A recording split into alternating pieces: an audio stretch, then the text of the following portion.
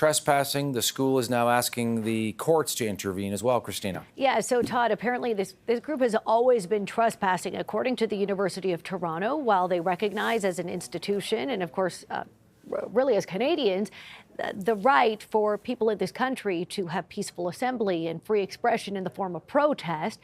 They acknowledge their property, despite what some people may believe, they say is private property, and that while they may authorize the use of their property, like King's College Circle, to various groups from time to time, an encampment, a gathering of that kind on the University of Toronto property, that is considered trespassing. That's something the University of Toronto made clear earlier this month.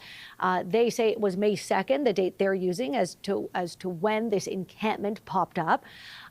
So essentially, they have allowed this encampment to remain on the University of Toronto property for about a month now under what they say is trespassing. Last night, the University of Toronto provided trespassing notices to the protesters. Actually, it was about in the 4 o'clock hour Eastern time, and the deadline was 8 Eastern this morning. Well, the deadline came and went, as you've noted throughout the day, Todd, and the protesters remain. So here's what's next. What you're looking at on your screen here is the University of Toronto is noting that they are seeking an injunction in court. Essentially, what that means is they go to court, and if granted, if it's successful, it's telling the protesters you have to cease and desist, you got to leave, or you will be in contempt of court.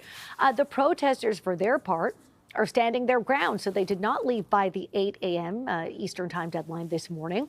Also, last week on Thursday, the University of Toronto president provided a very thorough offer to protesters in terms of what the university was willing to do and how the university was willing to move forward in this process. The protesters, for their part, they say not good enough. They presented their own very thorough counter offer yesterday. The two sides are scheduled to meet at some point today, but we are here at an impasse. Here's more from one of the spokespeople for the Palestinian supporters as part of the... Despite of all of this, despite all the horrors and atrocities we are seeing every single day for the last 234 days, U of T continues to tell us they cannot make commitments. And that we must go through bureaucratic committees that will lead us nowhere. But we do not have time for committees. We do not have time to wait.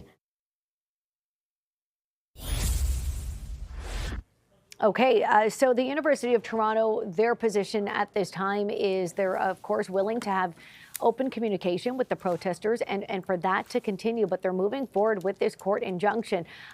Todd, we know we have seen this across the country. It's a process that is pretty speedy, but could still take a few days in terms of having a hearing.